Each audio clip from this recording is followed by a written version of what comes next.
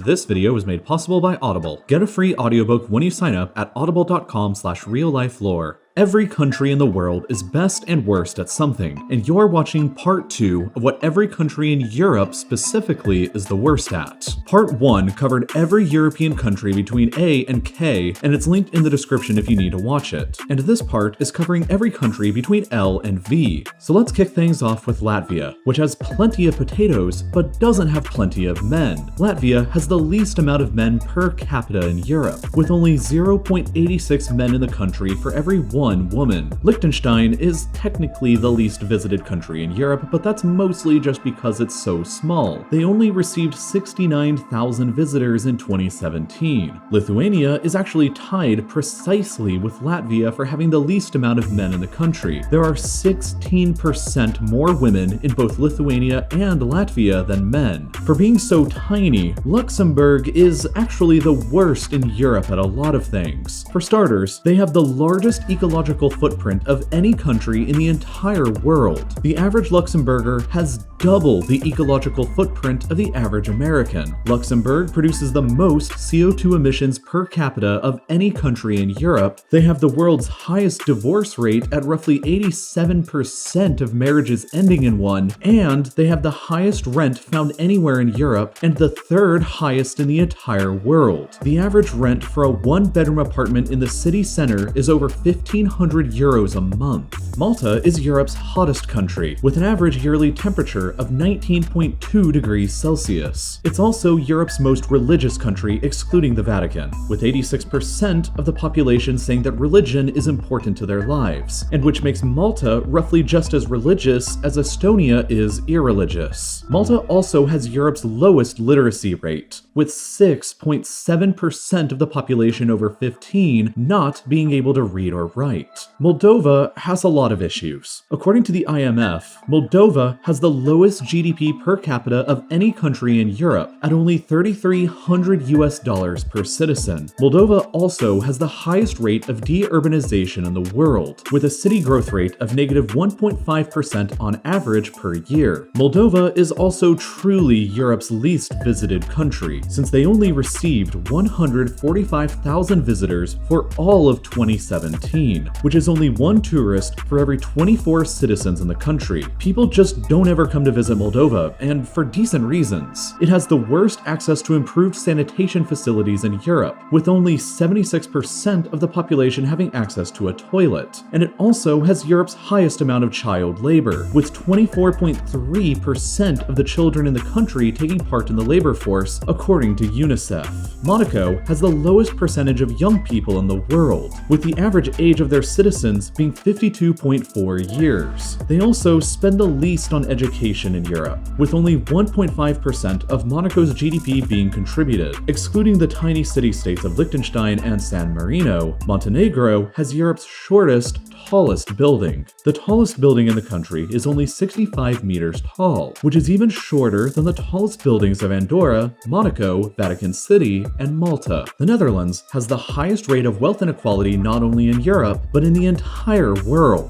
The top 1% of Dutch citizens own more than 1/3 of all the private wealth in the country. The Netherlands also has the most disappointing record in the FIFA World Cup, since they've gotten the runner-up place 3 times now and have yet to ever actually win, the highest number of runner-ups without a victory of any country in the world. North Macedonia has an even worse track record in sports, however, because they have Europe's worst performance at the Olympics, having only ever won a single bronze medal for wrestling back in the 2000 games at Sydney. Norway doesn't really have many bad things to say about it, but I guess they do have Europe's most expensive beer and petrol prices at nearly 7 euros for a pint of beer and nearly 2 euros for a liter of petrol. Theoretically, Poland has the most restrictive abortion laws anywhere in Europe. I say theoretically because Vatican City, Malta, San Marino, and Andorra all have more restrictions than Poland do, but they're also all very tiny countries, whereas Poland has the most restrictions of any European nation state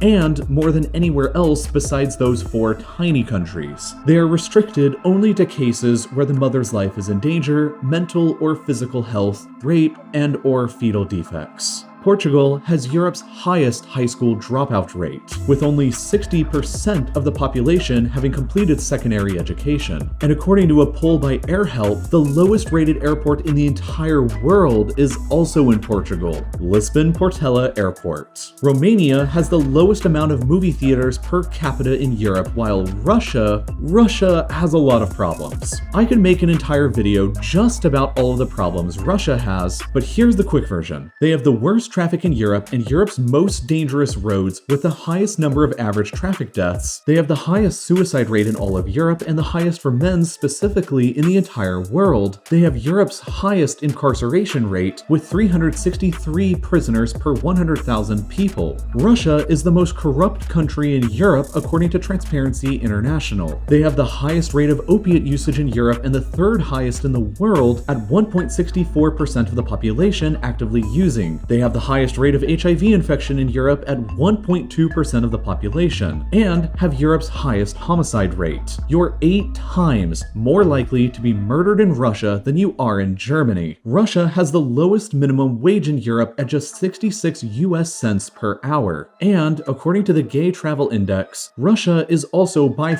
far the most unfriendly country in Europe towards LGBT people and among the worst places in the entire world to live as an LGBT person, on a par with Afghanistan or Libya. Moving on, San Marino is the most difficult country in Europe to conduct business in according to the Ease of Doing Business Index, and it's the least linguistically diverse country in Europe as well. Serbia has the worst gun problem in Europe, with Europe's highest firearm-related death rate. Slovakia has the lowest voter turnout of any country in Europe, with only 23% of eligible voters in the country actually voting in the last European Parliament elections in 2019, which is a much lower turnout than even Americans had in the 2016 presidential election that saw 55% turnout. People just don't vote in Slovakia, but in addition to that, Slovakia is also probably Europe's most racist country. A study conducted by the European Commission in 2015 asked people in EU member states how they would feel about their children dating somebody from a different background, and Slovakia gave back the most prejudiced results, with very high majorities of people saying that they wouldn't be comfortable with it. I couldn't find anything that Slovenia was the worst at other than being confused for Slovakia all the time. So, great job guys. Other than Russia, Spain has the highest number of active separatist movements in Europe, with 12 ongoing, some of which have pretty widespread support. At least 42% of the population in Catalonia favors independence, 33% of the population in the Basque Country do as well, and around 25% of the population in Galicia. Spain is perhaps the least likely country in Europe to survive in her current borders by the end of the 21st century. Weirdly, Sweden has the highest number of grenade and bomb attacks anywhere in Europe, with over 100 such attacks taking place in 2019 alone. Switzerland has the lowest rate of home ownership in Europe at only 43.4% of the population actually owning theirs. Perhaps this is because Switzerland is also the most expensive country in the entire world to live in. They have the world's highest cost of living, highest priced restaurants, highest priced groceries, and highest priced mobile data anywhere in the world. Zurich and Geneva are both the most expensive cities to live anywhere in Europe and among the highest priced cities anywhere in the world. Turkey has the lowest level of English proficiency in Europe at only 47% of the population. That's still kind of a lot. Anyway, Turkey also has the lowest freedom of the press score in Europe, the highest number of journalists imprisoned anywhere in the world, Europe's highest obesity rate at 32% of the population, the lowest overall gender equality score in Europe, and according to the Fragile States Index, Turkey is also Europe's least stable country with the highest number of terrorist incidents of any country with land on the continent. Ukraine has Europe's lowest birth rate at only 1.3 children per one woman in the country being the average. They also have Europe's lowest life expectancy at only 72 years, which is over a decade lower than Italians with 83.6 years. Men in Ukraine only have life expectancies of 67 years, which is on a par with men in Pakistan or Syria. And according to the same World Happiness Report that rated Finland as the world's happiest country, they also rated Ukraine as Europe's least happy. They have the lowest amount of internet users in Europe, with only 57% of the population being connected. Ukrainian citizens are also the poorest in all of Europe, with the average Ukrainian only having a mean net worth of $8,000 $1,792 US, which is poorer than the average citizen of Kenya or Nicaragua is. On the complete opposite side of the spectrum, the United Kingdom has the highest usage of cocaine anywhere in the world, with roughly 2.7% of adults who actively use it. And finally, Vatican City is the final and sole surviving absolute monarchy in Europe, which pretty much by default makes it the least democratic country in Europe. And now that you've made it this far, getting through me telling you what your favorite countries in Europe are the worst at, I think you deserve a reward. A free audiobook at Audible when you sign up using the link audible.com/RealLifeLore. You can go right now and get any single audiobook you want, but personally, I'd go with The End Is Always Near by Dan Carlin, the guy who makes the critically acclaimed hardcore history podcasts. It's maybe one of the most interesting looks at a hypothetical apocalypse ever written, exploring questions like if humanity can handle the power of its weapons without destroying itself, or if human technology will ever peak or regress. It's basically a full exploration into what our own apocalypse could look like with historical parallels from the Bronze Age to the Nuclear Age. And if you enjoy my short videos, you'll definitely fall in love with this longer format content too. I managed to listen through the whole thing while sitting around at home or doing chores and commuting to work, and you can easily do the same thing with this or any other audiobook. If listening about the apocalypse isn't exactly your style, that's fine, because Audible definitely has something for you too. Not only fantastic audiobooks across every genre you can imagine, but a